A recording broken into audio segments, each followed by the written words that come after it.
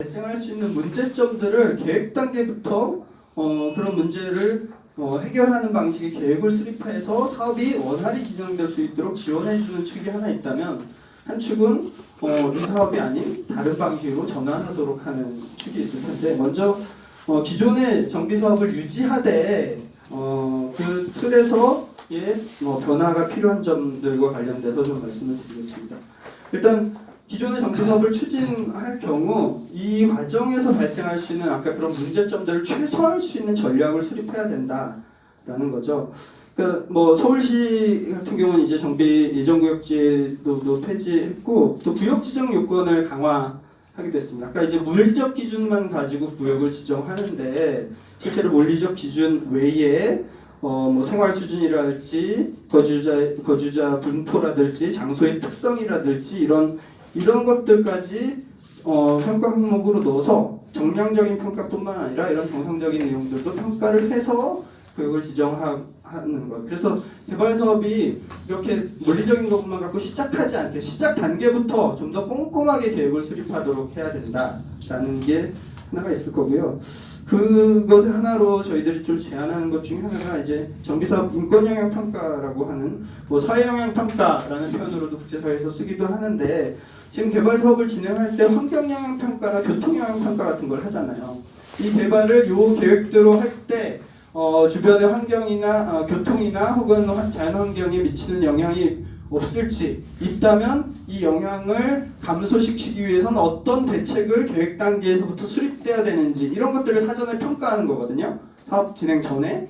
그래서 만약에 이대로 개발하면은 생태 환경에 심각한 파괴가 난다, 그럼 사실 개발을 못하게까지도 할 수 있는 게 영향평가 제도인 건데, 혹은 아니면 이것들을 보존할 수 있는, 혹은 교통 대책을 수립할 수 있는 계획을 반영하도록 계획을 수정하도록 하는 게 이 영향평가죠. 근데 교통과 환경에 대한 이런 영향평가 제도는 있는데, 정작 이 개발 사업으로 인해서 거기 살고 있거나 장사를 하거나 생활을 영위하던 사람들이 어떻게 될지에 대한 사전 평가는 전혀 없는 거거든요. 이런 평가 제도를 좀 도입하자. 그래서 개발 사업 계획 수립 전에 실제로 이 단순히 거주자 실태 조사가 아니라 거주자들의 생활 환경과 이 사람들의 취약 가구나 이런 것들을 조사하고, 이분들이 이 개발 계획대로 추진될 수 있을 때 다시 재정착할 수 있는지를 분석을 해서, 그런 계획이 아니라면 이 계획에서 어떻게 수정을 하고 무엇을 반영할지를 단계부터 수립돼야 된다라는 거고,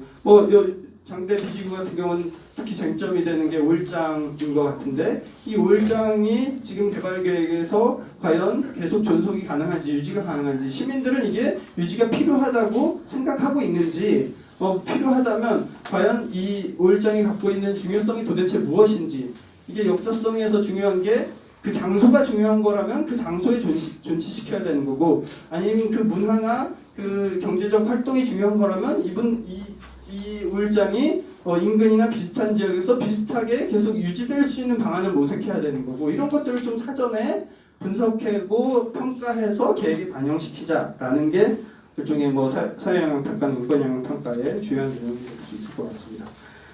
그리고 또 이 사업을 추진할 때 중요한 게 결국은 사회적 약자들에 대한 보호, 이주 대책인 거죠. 단순히 보상을 넘어서 좀 권리를 보장하는 방식의 제도들이 있어야 될 것 같고, 또 이 재개발 사업의 세입자 권리 기준일 같은 것들이 정비구역 지정 강남군고일을 기준으로 하다 보니까 대부분 이 구역 지정이 되고 사업이 장기간 정체한 곳들이 많잖아요. 서울도 이게 10년씩 막 간 곳들이 있는 거거든요. 그러면 10년 전부터 여기서 내가 살았어야지 세입자 대책 대상이 되는 게 지금의 법적인 형태인 거거든요. 그러면은 사실 이런 방식으로 추진할 때 지역의 다수를 차지하는 세입자들은 아무런 대책 없이 쫓겨나야 되는 이런 문제들이 수정되지 않고 추진하면 안 된다. 이런 것들에 대한 어쨌든 세입자 대책들이 반영돼야지 되고, 그건 이제 영업권자 상가 세입자들과 관련돼서도 사실상 지금의 영업손실 보상이라고 하는 것들이 기존의 영업 형태를 존속시키지 못하는 방식이기 때문에 이런 문제들 등등의 이런 기존의 정비 사업을 추진하되 사회적 약자들을 보호할 수 있는 대책이 병행돼야지 된다라는 거고요. 두 번째 축은 결국은 이렇게 여기는 이런 방식의 정비 사업, 기존의 전면 철거하고 아파트 짓는 정비 사업은 안 된다라는 판단과 결정들이 있다면 전환을 해야 되는 거겠죠. 그게 많이 얘기되는 결국은 이제 도시재생이라는 건데, 이미 선진국은 80년대 이후에 이런 도시재생 방식으로 전환을 하고 있죠. 일종의 단순히 물리적 환경이 아니라 주민들의 사회 경제적 여건을 회복하는 방식의 재활성화 전략을 추구하는 거고, 그랬을 때 외국에서 중요하게 여기는 방향은 중앙정부가 적극 지원을 해줘야지 된다. 그리고 중앙정부와 공공이 민간 파트너십을 가지고 진행해야 된다라는 거고, 그래서 중앙정부가 단순히 예산 지원하는 것뿐만 아니라 지방정부랑 지역의 전략 파트너십을 맺고 이 과정들을 관리해 나가야지 된다라는 게 실제로 해외에서 진행되는 방향이기도 합니다. 물론 해외 사례는 또 있다. 이광 변호사님께서 또 발표에 있을 겁니다. 그리고 재생 방식의 다양화. 그러니까 전면 철거하는 방식도 여전히 재생의 하나의 방식이라면 일종의 블록형으로나 혹은 존치 방식으로나 보존 방식으로나 다양한 방식의 재생 방식이 도입돼야 되고, 필요에 따라서는 이 하나의 구역을 놓고도 그 안에서 다양한 방식을 추진하는 것들이 필요하다라는 겁니다.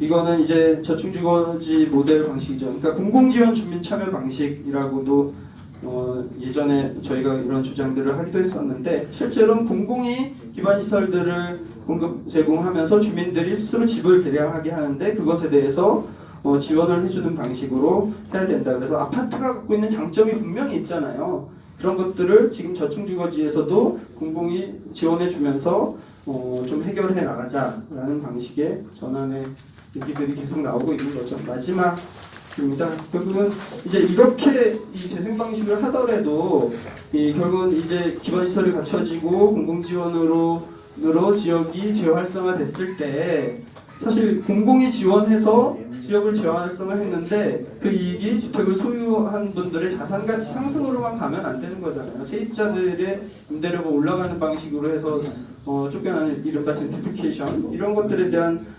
대책들이 같이 마련되는 방식으로 가야 된다는 거고요. 마지막은 이렇게 전환해서 단순히 이 지역 환경을 좀 더 개선하는 것에 그치면 안 되고, 실제로 기존의 아파트는 일종의 관리 운영 방식이 있는데, 그럼 이 저층주거지는 어떻게 관리 운영을 할 것이냐, 이것에 대해서는 좀 협동조합 방식에 대한 이 마을 관리 협동조합 방식의 관리 운영 이런 것들도 좀 모색해 볼 수 있다라는 정도로 이제 발표를 마치도록 하겠습니다. 네, 감사합니다.